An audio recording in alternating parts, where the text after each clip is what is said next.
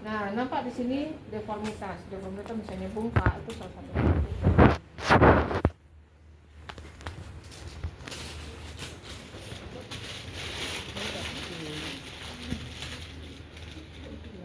Nah,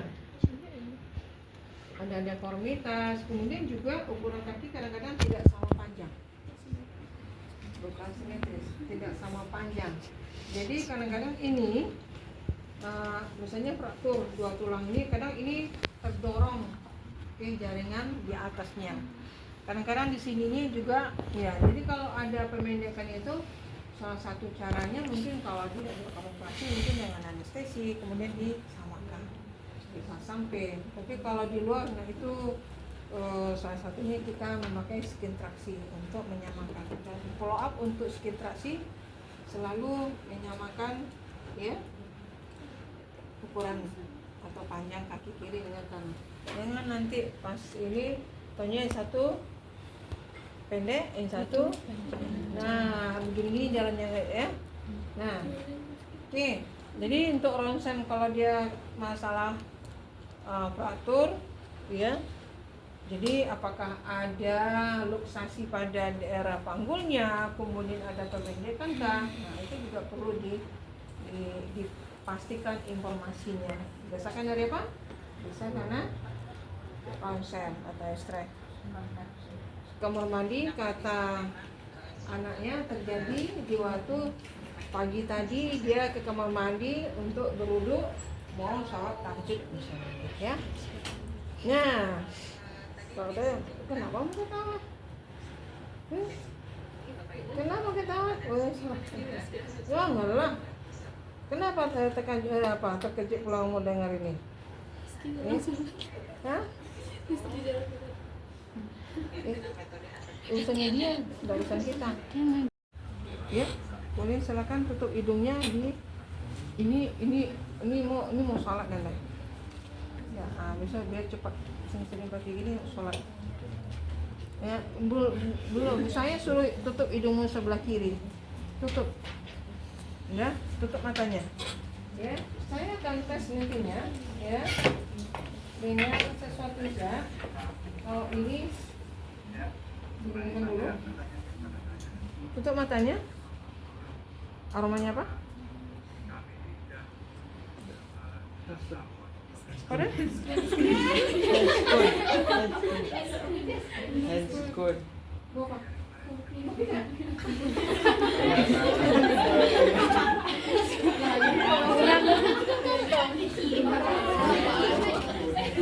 Katanya ibu. Ya, saya sengaja dingin supaya tidak berserbuk. Ulang lagi. Apa? Sama tadi kan? Akhirnya high school. Kalau yang rasanya memang disorientasi. Nah, kita lakukan keduanya, ya. Yang satu lagi, pindahkan kayaknya tutup matanya. Nah, kemudian kita kasih apa? Kopi. Sekarang pertanyaan saya antara kiri dan kanan itu mana yang kuat? Kuat kanan. Kuat kanan. Oke, saya lihat dulu. Oke. Ya, maaf. Oke. Nggak ada sih. Tapi mungkin. Dan kalau saya melihatnya misalnya adakah udah warnanya merah, ini nggak ada. Atau mungkin pas di kiri, pas saya kasih di kiri itu yang kedua kan, berarti kurangkah kopinya, tapi saya rasa lebih banyak yang kedua daripada yang pertama tadi. Benar? Nah, ya. Kadang-kadang kita tidak konsentrasi karena ini anggap aja dia pasien tidak konsentrasi. Ya, itu adalah nafas satu. Vatorium. Sekarang masuk ke diffus. Penelencaknya mana? Senelan. Cak. Cara menyeleh. Terus? Saya dia 7 per.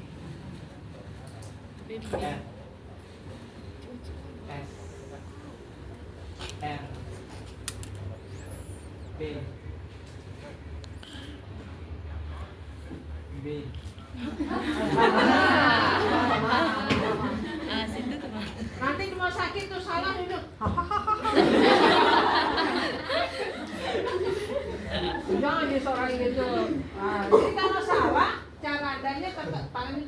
sampai dia mengatakan benar. Dia hahaha. Salah bu.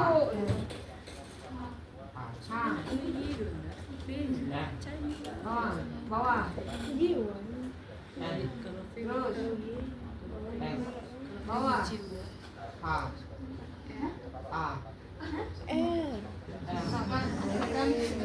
Kita tahu gimana caranya. Ini biasanya di puskesmas atau di klinik mata, ya. Jadi kalau pasien berobat ke rumah sakit kan tak ada ditanyanya untuk ini buta warna. Buta warna untuk pekerjaan. Pekerjaan yang termasuk dari IPA, nah itu dia pekerjaan. Karena dia melihat warna ya. Nanti warna hitam ini semuanya kadang-kadang tahunya ada ini diputusnya hitam, tahunya merah nih malah diputuskan. Itu maksudnya, ya. Nah ini caranya untuk melihat buta warna. Ya, buta warna itu ada yang parsial, ada yang total. Kalau total dia nggak nampak warna-warni, nggak nampak dia. Ya, yang nampak itu bagi dia cuma satu doang. Yang lain itu nggak nampak nih, karena dia seperti berkumpul semuanya. Kan warnanya kan ini berapa? Jadi kan ini udang ya warnanya. Yang terang itu cuma satu. Ya. Nah, yang lainnya juga seperti itu, ya. Nah, coba ikutin. Hah? Tiga apa? Oh, kulo? Tadi masih ada. Optikus masih ada satu lagi lapang pandang.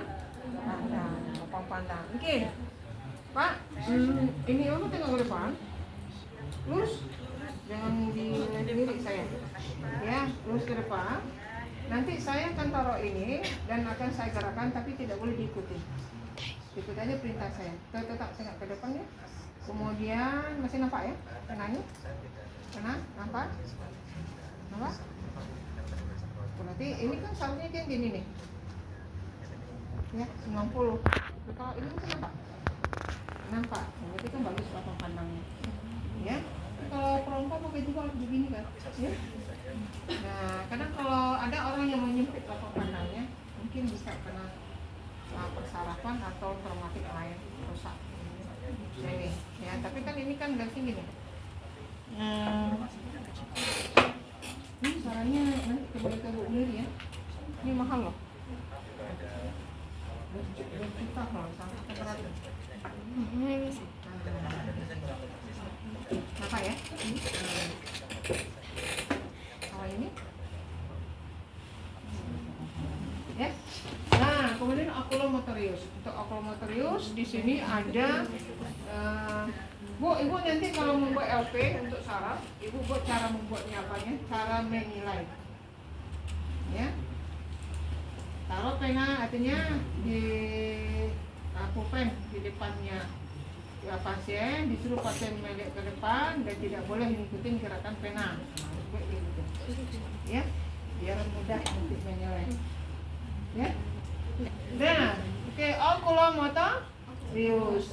Oculomotorius itu dia tuh bicara tentang bagian mata juga, tapi di sini pertama itu ada refleks pupil, refleks kornea, misalnya refleks kedip ya. Nah, itu dia ada. Ya. Nah, untuk pupil kamu bisa melihat ya.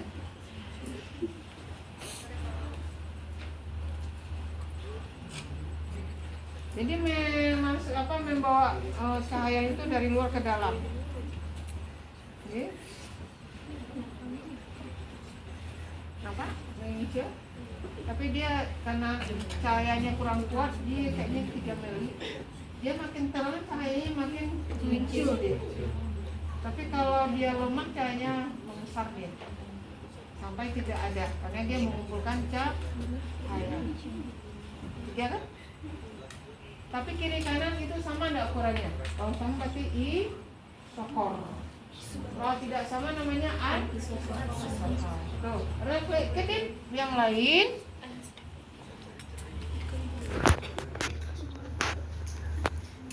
Refleks kedip yang lain.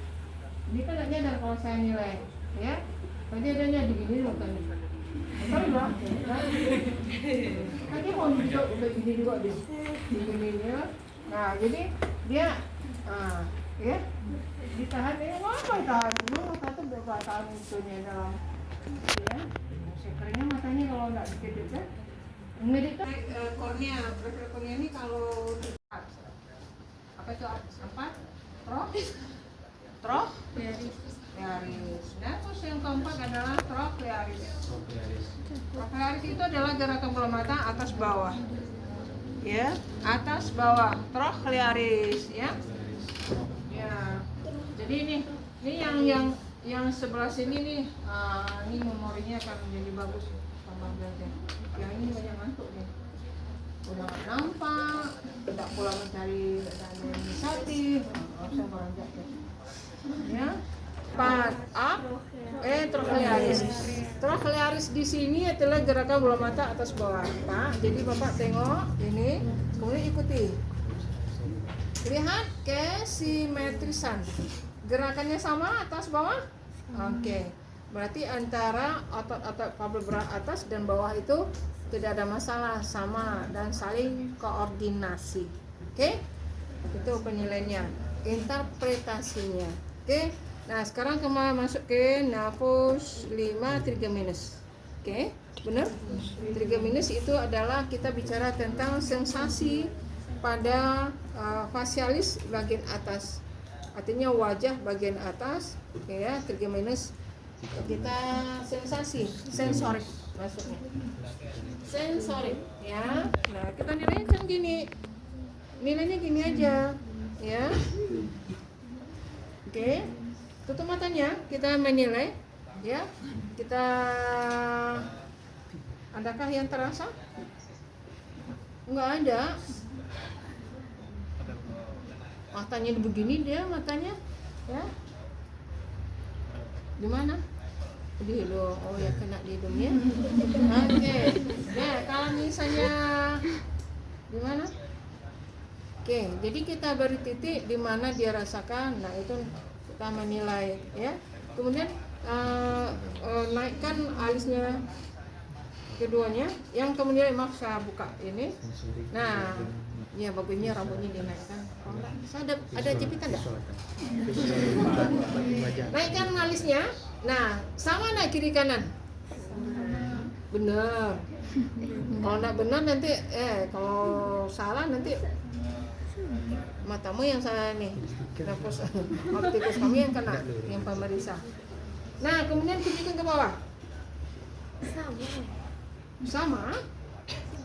Nah, yang ke atas? Sama, tapi alisnya nak Nah, ya iyalah, cowok ada apa-apa dia centang perenada, tapi dia masuk bagus apanya. Belum ya. Besok dia potong rambut dicukur lagi alis di sini. Ya benar ya. Iya kan? Nah, kayak si Aka kan dirapikan alis yang kemarin. 5. Sekarang kita masuk ke abdusen. Nafas 6.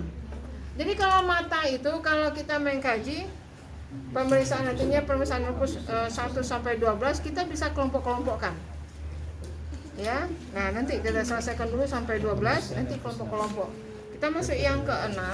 Yang ke-6 ini melihat, ikutin gerakannya.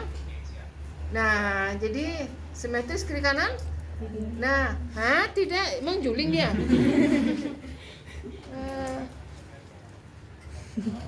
Bu, boleh bersorak, Bu. Ya. Dah, yang ada pemeriksaan pas kita ini, nah yang satu nengok sana, yang satu tengok ke sini. Padahal kita marahnya ke sana. Itu namanya apa? Strabismus. Ya, juling itu bahasa Minang. Bukan bahasa Minang sih, bahasa lain. Bahasa Indonesia juga juling. Strabismus kalau kita ini ya. Dan kemudian masuk ke ke-7. Ke-7 di sini adalah glossopharyngeus. No? 7 facialis. Oke.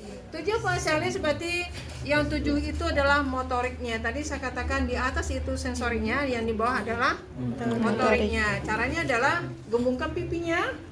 Kita berikan tekanan sama nak kekuatannya kiri kanan.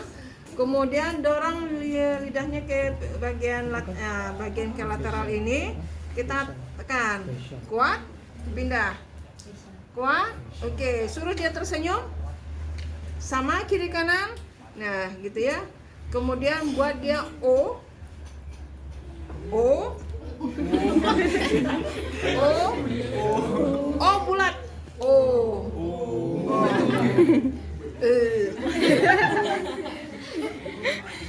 Biasa aja kali. O. A I U. 8 optikus.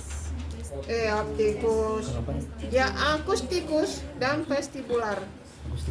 Akustikus dan vestibular. Jadi tesnya bisa, jangan pakai apa? Vestibular. Misalnya, dengar ya. Tadi terdengar. Tadi terdengar saya.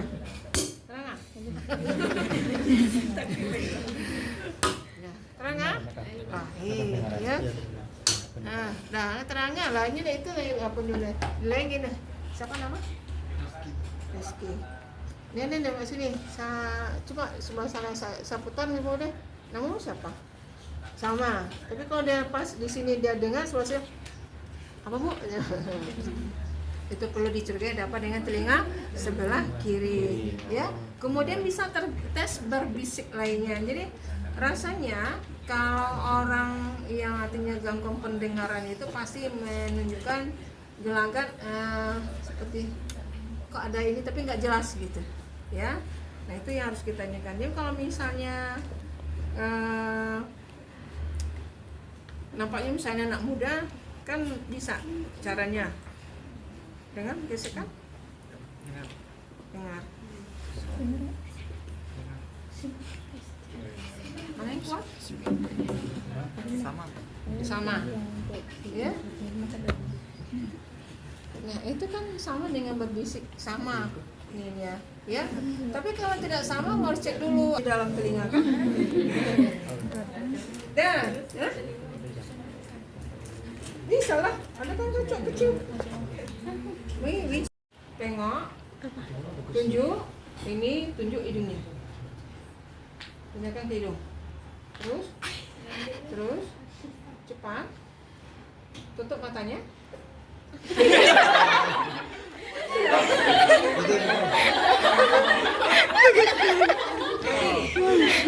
Lagi.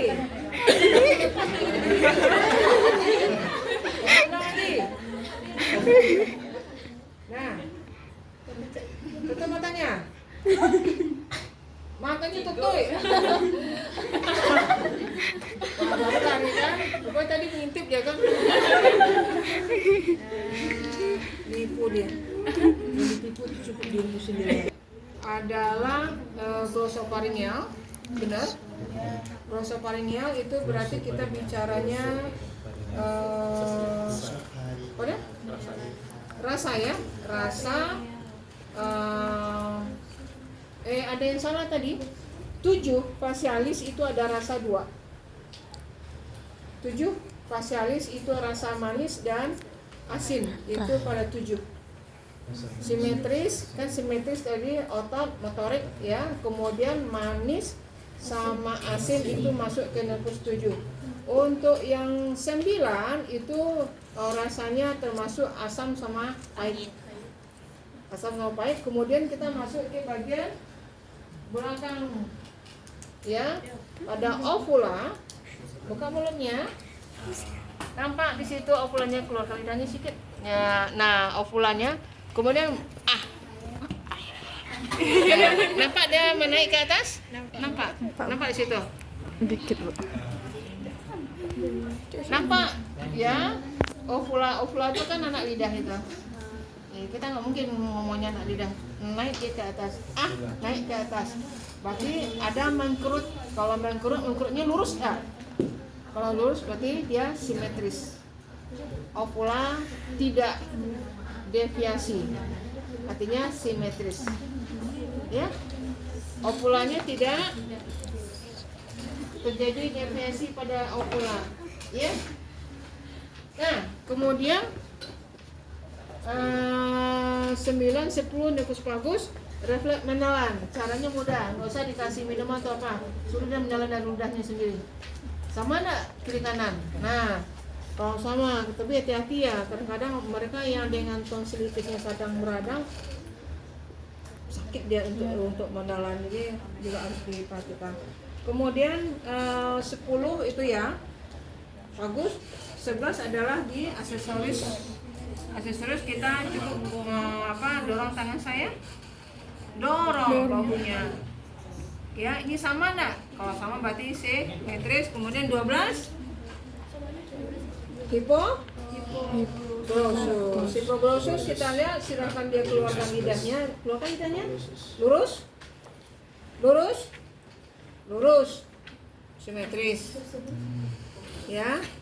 Berarti lidah pasien simetris. Ada paham? Nah, coba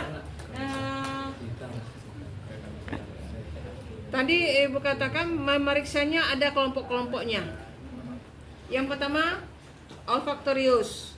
Yang kedua, supaya tidak bolak-balik, 2, 3, 4, 6 sekaligus. Periksa mata, ya. Kemudian 2, 3 pupil. Jadi visus, lapang pandang, pupil, refleks kelopak mata, kemudian refleks kornea, kemudian kepada trochlearis, kemudian abdusen. Ya, terus antara nervus 5 trigeminus dengan nervus 7 itu berdekatan. Ya, sensoriknya, motoriknya. Kemudian 8 tersendiri. 9, 10, 12. Itu bisa sekaligus. Ya, suruh buka mulutnya, tengok ovulenya. Kemudian simetriskah? Periksa rasa pahit dan asam. Kemudian suruh dia menelan dan kemudian julurkan lidahnya 12. Gitu. Ya. Itu kalau yang sistematis. Paham? Bisa dikelompokkan. Jadi kita tidak bolak-balik. Kalau tadi kan bolak-balik, kalau satu-satu. Jam berapa sekarang? Pakai fisiologi, patologis bisa belajar sendiri lah. Ya, coba tidur. Kita menilai tanda rangsang meningial ini terutama pada pasien boleh dengan meningitis atau epilepsi. Ada tanda-tanda ya. Tanda rangsang meningial adanya pertama kaku kudu ya. Cara menilainya adalah jadi tangan satu di dada pasien, satu lagi di belakang. Yang di belakang kepala adalah kiri. Jangan diputar. Kalau putar kamunya terpelintir. Pemeriksaan terpelintir. Kalau begini gimana pula rasanya? Nah, jadi ini ya. Kemudian ditekukan mendekat ya ke jari ibu kan? Nah, berarti tidak ada kaku kudu negatif. Tapi misalnya di sini yang sering terjadi kaku kudu melenting satu kaki satu. Ah, gitu. Jadi dia di sini nggak bisa susah, tapi melenting kakinya. Berarti Burzynski satu. Jadi Burzynski satu. Burzynski itu atau dia kedua-duanya bisa satu bisa dua. Ya. Nah, itu adalah kaku kudu. Nah, sekarang kita masuk ke ada yang namanya kerning, adanya namanya lasek. Ya, yang 135 adalah kerning. Benar? Ada dibaca? Ada dibuka? Tulisan fisik itu sudah dibuka kasih dulu. Nah, contohnya gini. Ini kita menilai lasek. Lasek sudutnya cuma kalau nggak salah saya 60. Ya, 60. Jadi luruskan tangan di spalgia atau di jalan tulang belakang. Yang kita katakan adanya saraf terjepit atau HNP dan sejenisnya. HNPK atau mungkin ada tumor, ya, dan itu. Oke. Itu dia tanda rangsangan meningial. Tinggal yang mana lagi? Refleks fisiologis dan refleks patologis.